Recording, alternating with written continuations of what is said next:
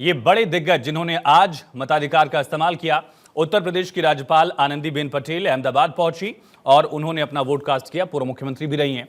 मनसुख मांडविया केंद्रीय मंत्री प्रत्याशी हैं बीजेपी के। इस बार एक लंबे वक्त बाद लोकसभा का चुनाव लड़ रहे हैं और उन्होंने अपना वोट कास्ट किया। दूसरी तरफ आप भूपेन्द्र पटेल को देख रहे हैं, प्रदेश के मुख्यमंत्री। अहमदाबाद में उनका वोट भी है। शिवराज सिंह चौहान विदिशा से प्रत्याशी हैं बीजेपी के। विदिशा से 5 बार सांसद भी रहे हैं। सीहोर से विधायक हुआ करते थे, लेकिन अब लोकसभा के चुनाव के रण में भी विदिशा से प्रत्याशी बनाए गए। इसके अलावा अजित पवार और पवार फैमिली पहुंची थी बारामती में वोट कास्ट करने। प्रधानमंत्री नरेंद्र मोदी ने खुद आज अपने मताधिकार का इस्तेमाल किया। गृहमंत्री अमित शाह का चुनाव ये, और उसी लोकसभा क्षेत्र यानी गांधीनगर लोकसभा क्षेत्र के अंतर्गत पीएम का भी वोट है। पीएम भी वोट कास्ट करने के लिए पहुंचे। एक ऑटोग्राफ भी दिया एक बच्ची को, और बूथ पर बच्चों से भी प्रधानमंत्री नरेंद्र मोदी ने मुलाकात की। लोगों से भी वोट करने की अपील की, गुजारिश की कि ज्यादा से ज्यादा संख्या में लोग अपना वोट कास्ट करें, और साथ ही रिक्वेस्ट किया प्रधानमंत्री ने कि खूब पानी भी पिएं, हाइड्रेटेड रहें। इसके अलावा और कौन से बड़े दिग्गज? मल्लिकार्जुन खड़गे कलबुर्गी से सांसद हुआ करते थे, फिलहाल राज्यसभा में हैं, उन्होंने अपना वोट कास्ट किया कर्नाटक में। अखिलेश यादव कन्नौज से प्रत्याशी हैं। जसवंत नगर में उनका वोट है, मैनपुरी की, वहां उन्होंने वोट कास्ट किया। विष्णुदेव साय मुख्यमंत्री छत्तीसगढ़ के अपना वोट कास्ट करने के लिए पहुंचे हैं। ये सीधी तस्वीरें आप देख रहे हैं। इससे पहले छत्तीसगढ़ के 2 और नेताओं को आपने देखा, भूपेश बघेल और टीएस सिंहदेव। अब मुख्यमंत्री विष्णुदेव साय वोट कास्ट करने के लिए पहुंचे हैं। रायगढ़ में वोट कास्ट कर रहे हैं। रायगढ़ से ही 4 बार सांसद भी रहे हैं विष्णुदेव साय, और यहां अपने मताधिकार का इस्तेमाल करने के लिए सीएम विष्णुदेव साय पहुंचे हैं। तो ये सीधी तस्वीरें मुख्यमंत्री विष्णुदेव साय आम लोगों की तरह लाइन में लगकर, और ये एक लोकतंत्र की खूबसूरती हर नेता के साथ दिखी आज, कहना होगा। सभी लोगों ने उसी तरह आम नागरिकों के साथ पहुंचकर वोट कास्ट किया, और ये भारतीय लोकतंत्र की खूबसूरती भी है और भारतीय लोकतंत्र की ताकत भी है। अदिति, बिल्कुल, देखिए लगातार तस्वीरें हमारे सामने हैं, और आज के जो ये तीसरे चरण का चुनाव है जिसमें 93 सीट्स आती हैं, उसमें भारतीय जनता पार्टी का दबदबा है। तो आज की चुनौती ये है कि भारतीय जनता पार्टी उस स्ट्राइक रेट को उसको रिटेन कर पाए, और वहीं विपक्ष का ये बात है कि वो अपनी पुरानी सीटें तो रिटेन करे ही, भारतीय जनता पार्टी कैसे कम करे, और साथ में फिर एनडीए और इंडिया गठबंधन यहाँ तो। इस बीच में आयुष एक बयान आता है लालू प्रसाद यादव का कुछ देर पहले, और उस बयान में वो साफ साफ कहते हैं कि मुसलमानों को आरक्षण मिलना चाहिए। ये वही बात हुई जिसका अंदाजा आयुष आपने पिछले दिनों कई बार लगाया होगा। अब सवाल ये उठता है कि हम ये तस्वीरें लगातार दिखा रहे हैं कि कैसे सुबह से नरेंद्र मोदी के साथ साथ अमित शाह के साथ साथ अखिलेश यादव के साथ साथ तमाम दिग्गज वोट कर रहे हैं, लेकिन इस बीच में ऐसा बयान आना और फिर उसी पर जो रिप्लाई आना या कटाक्ष आना योगी आदित्यनाथ का कि वो राम भक्तों पर सपा के लोगों ने गोली चलाई थी। तो ये जो तमाम चीजें होती नजर आ रही हैं, किस दिशा में जा रही हैं आयुष? क्योंकि मुसलमानों का आरक्षण का मुद्दा अब एकदम साफ तरीके से सामने आया है। क्या इसका इम्पैक्ट थर्ड फेज के चुनाव वोटिंग के दौरान आपको देखने को मिलेगा? देखिए, मुझे याद है लालू प्रसाद यादव ने किस तरह से 2015 का जो विधानसभा चुनाव था बिहार का, वहां संघ प्रमुख के एक स्टेटमेंट को लेकर, आरक्षण को लेकर पूरे चुनाव में उन्होंने मुद्दा बनाया था, और उसका असर ये हुआ था कि जेडीयू और आरजेडी गठबंधन में थी, लेकिन आरजेडी को 80 सीटें मिली थी उस वक्त बिहार के विधानसभा चुनाव में। आरजेडी सबसे बड़ा दल बनकर उभरा था और जेडीयू नंबर 2 की पार्टी थी। तो ये आरक्षण का मुद्दा इतना बड़ा इशू है, और खास करके इस चुनाव में जब लगातार खुद विपक्ष घिरा हुआ है, पीएम मोदी इस मुद्दे को लेकर लगातार हमलावर है। आयुष, आपसे एक बात समझना चाहती हूँ यहाँ पर। अभी तक बात हो रही थी वोट जिहाद की, और जाहिर तौर पे जब बीजेपी की तरफ से वोट जिहाद का जिक्र आता है तो जो माइनॉरिटी है या मुस्लिम जो हैं वो अपने आप में कंसोलिडेट होता है, यानी पोलराइज होता है। तो ऐसी स्थिति में लालू प्रसाद की तरफ से बयान आना, क्या जो हिंदू हैं, क्योंकि वोटिंग परसेंटेज की बात करते हैं तो अक्सर ये होता है कि अभी मिडिल क्लास जो है जो छुट्टी ले लेती है, घर से बाहर नहीं निकलती, क्या लगता है आपको पोलराइज होगा? और कहीं ना कहीं लालू प्रसाद का ये बात सेल्फ गोल है, भाजपा को फायदा देगी? देखिए, प्रधानमंत्री अभी रैली करेंगे और मुझे लगता है कि शायद इसको मुद्दा बनाया जाएगा। और सुनिए विष्णुदेव साय क्या कह रहे हैं। मुख्यमंत्री ने वोट कास्ट किया रायगढ़ में, अपना तस्वीरें देख रहे थे आप, सुनिए क्या कुछ कहते हैं लोगों से। खुद यहां से 4 बार सांसद भी रहे हैं विष्णुदेव साय। किसका है? ये वाले हाँ हाँ चलिए माइक नीचे कर लो यार, सब जने यार। ठीक है ना हाँ चलिए आपने अभी वोट डाला है सर परिवार के साथ। आज यार माइक नीचे कर लो यार, मुंह नहीं आ रहा सर का यार, माइक नीचे करो सब जने। आज माइक नीचे करो ना सब। हाँ चलिए वो बाहर देना बाहर। चलिए, मॉडल कोड ऑफ कंडक्ट याद आया मुख्यमंत्री को और इस वजह से जो वोटिंग एरिया उससे बाहर जा रहे हैं और ऐसा कई बार हमने देखा है। लेकिन जिसका जिक्र अदिति आप कर रही थी कि आखिर इसका असर क्या होगा और कितना बड़ा मुद्दा ये बनने वाला है। यकीनन खुद बीजेपी लगातार कर्नाटक और आंध्र प्रदेश के मुद्दे को लेकर कांग्रेस पर हमलावर थी, मुस्लिम को रिजर्वेशन देने को लेकर, और इसी पर चर्चा के लिए हमारे साथ खास मेहमान जुड़ गए। उनका तारुफ करा दें। अरविंद सिंह जी, नेता भारतीय जनता पार्टी के, यश श्रीवास्तव जी, प्रवक्ता कांग्रेस पार्टी के, संजय राणा जी हमारे साथ राजनीतिक विश्लेषक स्टूडियो से जुड़े हुए हैं, और फराज किदवई साहब प्रवक्ता समाजवादी पार्टी के साथ हमारे साथ जुड़ेंगे। संजय कृष्णा जी भी राजनीतिक विश्लेषक हमारे साथ स्टूडियो में लगातार बने हुए हैं। लेकिन सबसे पहला सवाल संजय राणा जी आपसे ही, खुद लालू प्रसाद यादव का ये कह देना कि मुस्लिमों को आरक्षण मिलना चाहिए, क्या ये अपीजमेंट है या एक सेल्फ गोल है? इसको देखिए, मैं सेल्फ गोल तो नहीं कहूँगा, क्योंकि कहीं ना कहीं जो राजनीतिक पार्टी होती है कुछ सूझबूझ करके देख करके अपने वोटरों को कहीं ना कहीं इन्फ्लुएंस करने की कोशिश करते हैं। देखिए, जो मुसलमानों को आरक्षण का मुद्दा है कहीं ना कहीं वो अपीसमेंट की पॉलिटिक्स है, अपीसमेंट करने की कोशिश की जा रही है।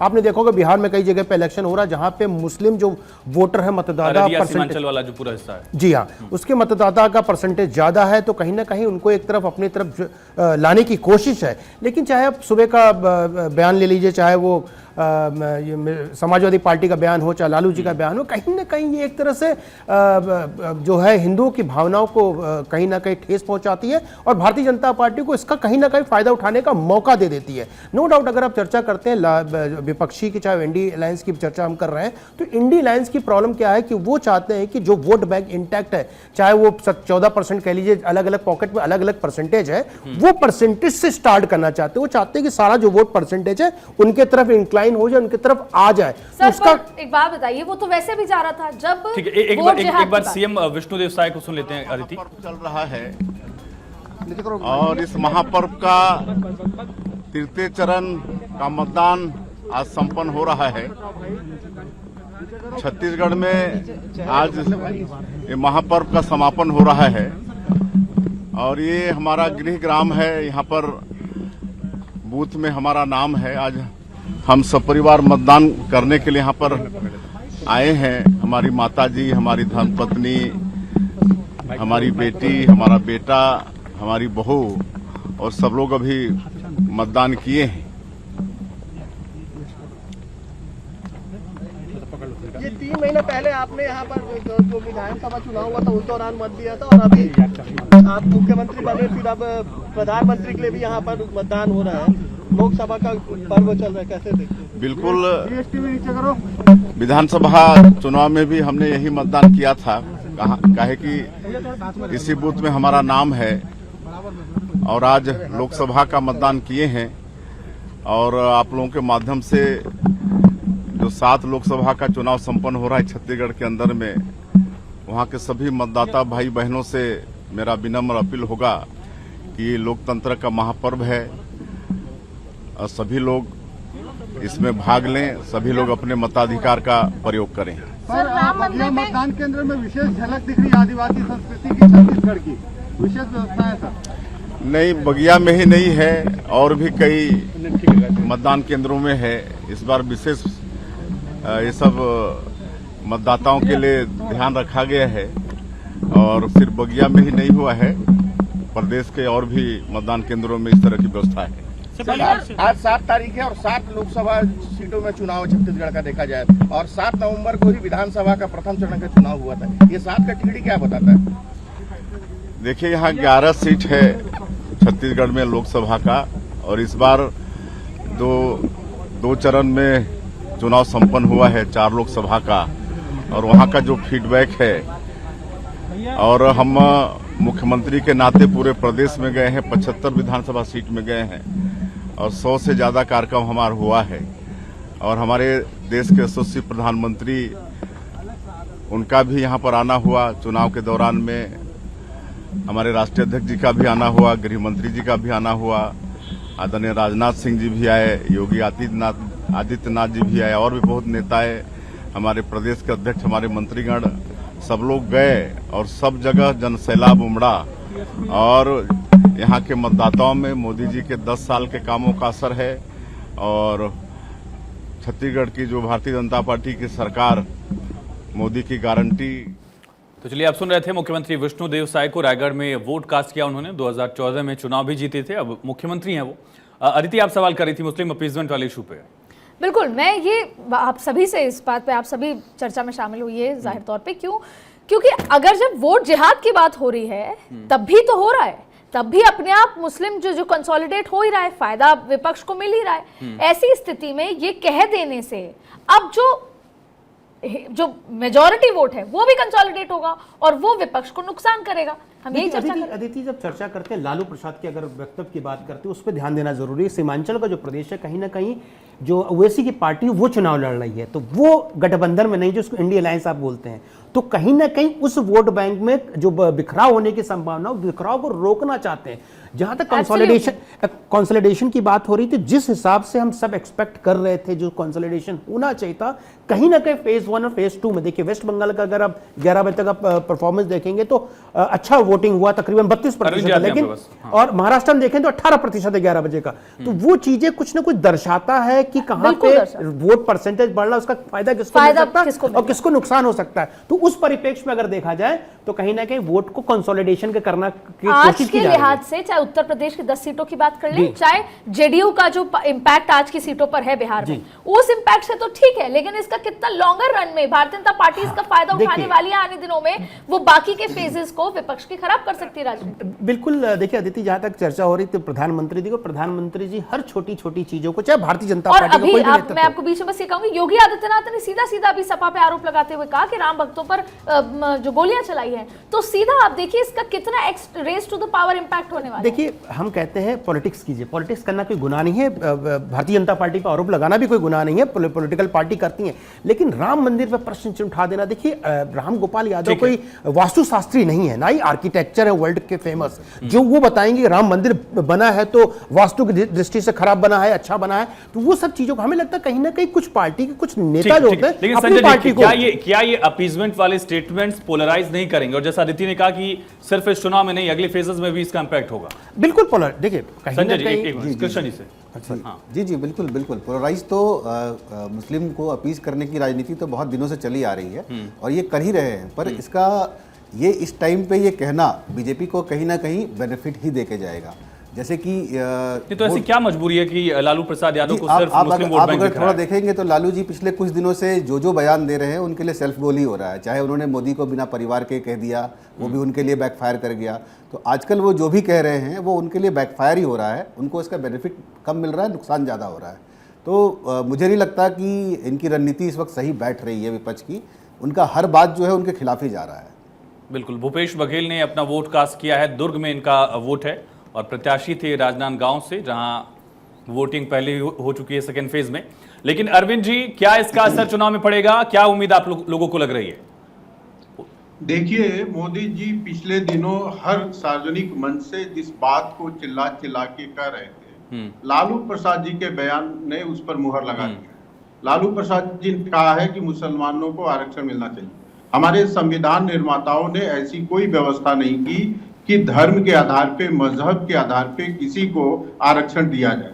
भारत में आरक्षण दिया जाता है सामाजिक न्याय के आधार पर, और मुस्लिम समाज ये कहता है कि उनके वहां सामाजिक भेदभाव नहीं है, तो फिर सामाजिक न्याय के आधार पे आरक्षण का प्रश्न पैदा नहीं होना चाहिए। हम पहले से कह रहे थे कि जो इंडी गठबंधन है उसकी सोची समझी साजिश है, पूरे के पूरे मुस्लिम वर्ग को वो आरक्षण दिलाना चाहते हैं। और ध्यान रखिए, आरक्षण 27% मिलता है पिछड़ों को, 20% मुस्लिम बिरादर को शामिल करने के बाद पिछड़े लगभग आरक्षण से बाहर हो जाएंगे। इस देश में पिछड़ों के साथ एक साजिश हो रहा है। और उनका ये तर्क है कि मुसलमान भी पिछड़ा हुआ है, चाहे सच्चर कमेटी की रिपोर्ट है या उससे पहले जो कमिटीज बनी, सब में जाहिर हुआ है कि मुसलमानों की स्थिति जो है वो शेड्यूल कास्ट के बराबर ही, लगभग उनको भी वो लाभ मिलना चाहिए रिप्रेजेंटेशन के लिए। आपसे एक प्रति प्रश्न पूछता हूं, सवर्ण भी इस देश में पिछड़े हैं, सारे के सारे सवर्ण अगड़े नहीं है और विकास के दौड़ में आगे नहीं फराज है, किदवई साहब तो क्या आते हैं। सवर्णों को भी आरक्षण में शामिल करेंगे? अभी सामाजिक आधार पे जिनको ये तय किया गया है कि सामाजिक आधार पे बराबरी का दर्जा ठीक है, जब तक पिछड़ों को नहीं ठीक। मिलता है, फराज किदवई तब साहब तक इस पिछड़ों समाजवादी के पार्टी के आरक्षण प्रवक्ता हमारे साथ में जुड़ गए किसी और को हैं, घुसपैठ लेकिन नहीं उससे देना पहले चाहिए। अररिया चलेंगे। हमारे साथ सर्वेश लगातार बने हुए हमारे सहयोगी सर्वेश सिंह। सर्वेश, एक तरफ अररिया में वोटिंग चल रही है और दूसरी तरफ लालू प्रसाद यादव का मुस्लिम आरक्षण को लेकर बयान। अररिया को लेकर कितना असर इसका माना जाएगा और क्या समीकरण आप देख रहे हैं जिसकी वजह से लालू प्रसाद यादव को इस तरह का स्टेटमेंट चुनाव के दौरान देना पड़ा? देखिए, जिस तरीके से लालू प्रसाद यादव स्टेटमेंट देते हैं तो निश्चित तौर पे एक तरह से कहा जाए तो मैसेज को नहीं, मैसेंजर को टारगेट करते हैं लालू प्रसाद यादव। और सीधे तौर पे उनका टारगेट जो है मुस्लिम वोटर्स हैं, जो कि कहीं ना कहीं उनसे बिखर रहे हैं। चाहे बिहार के पिछले 2 चरणों के मतदान की बात कर लें, उसमें भी ये देखने को मिला कि किशनगंज की सीट पर भी जिस तरीके से उनको फाइट देखने को मिल रही है, तो वो कहीं ना कहीं उसके लालू प्रसाद यादव आहत है। आज जिस तरीके से 5 सीटों पर चुनाव हो रही है, सुपौल, अररिया, खगड़िया और इसके अलावा झंझारपुर की सीट को देख लें, तो जिस तरीके से 5 क्षेत्रों में चुनाव हो रहे हैं, वहाँ पे भी मुस्लिम वोटर्स की तादाद ज़्यादा है। अररिया और सुपौल में कुछ ज़्यादा ही है। तो इन दोनों सीटों को लेकर भी लालू प्रसाद यादव कहीं ना कहीं चिंतित नजर आ रहे हैं, क्योंकि ये 5 सीट पिछली बार भी एनडीए के पाले में ही थे। और इस बार भी जिस तरीके से वोटिंग हो रही है, जिस तरीके से लोगों का रुझान है और जिस तरीके से राम मंदिर का मुद्दा हो या फिर पीएम के जो तमाम दावे हैं, उनको देखते हुए लोगों में एक तरह से कहा जाए तो मोदी जी को लेकर जो क्रेज है वो कहीं ना कहीं लोगों के सिर चढ़कर बोल रहा है। और जहाँ तक बात इंडी गठबंधन की कर ले तो इंडी गठबंधन को कई सीटों पे यहाँ उम्मीदवार भी नहीं मिले। मधेपुरा, जो कि कहते हैं लालू प्रसाद यादव खुद को यादव शिरोमणि मानते हैं, यादवों के बहुत बड़े नेता अपने आप को बताते हैं, मधेपुरा में उनको पप्पू यादव के अलावा दूसरा कोई कैंडिडेट नहीं मिल रहा था। पप्पू यादव को लाख उन्होंने मनाने की कोशिश की कि वो मधेपुरा की सीट से चुनाव लड़े, लेकिन पप्पू यादव नहीं माने और वो उन्होंने पूर्णिया से जाकर निर्दलीय पर्चा भरा और पूर्णिया से उन्होंने चुनाव लड़ा। तो एक तरह से कहा जाए तो तमाम सीटें जो हैं ये कहीं ना कहीं लालू प्रसाद यादव के जंधार वाली सीटें थी कभी, और जिसपे कहीं बाद के दिनों में बीजेपी का भी ज्योति चली गई। जेडीयू उसके साथ एनडीए में जैसे ही आती है, बीजेपी और स्ट्रांग हो जाती है। तो ये तमाम चीजें हैं जिसको देखते हुए लालू प्रसाद यादव के इस बयान को देखा जा रहा है। आयुष, और अगर तस्वीरें बता पाएं क्या वोटिंग परसेंटेज का हाल वहां है सर्वेश, संक्षेप में? देखिए 11 से 12% वोटिंग सुबह 9 बजे तक हुई थी इस पूरे इलाके में 5 सीटों की अगर बात करें तो। और अभी क्योंकि समय थोड़ा 2 घंटे और निकल चुके हैं, 12:20 के करीब आसपास का समय हो चला है, तो बताया ये रहा कि 20% के आसपास वोटिंग अभी तक हो चुकी है। ठीक। तो ये एक जो है, ठीक है सर्वेश, बने रही। तो खगड़िया से वाली हमारे बात है साथ अस्मित सिन्हा भी कनेक्ट हो गए सहयोगी। अस्मित, खगड़िया में वोटिंग का हाल क्या है अभी?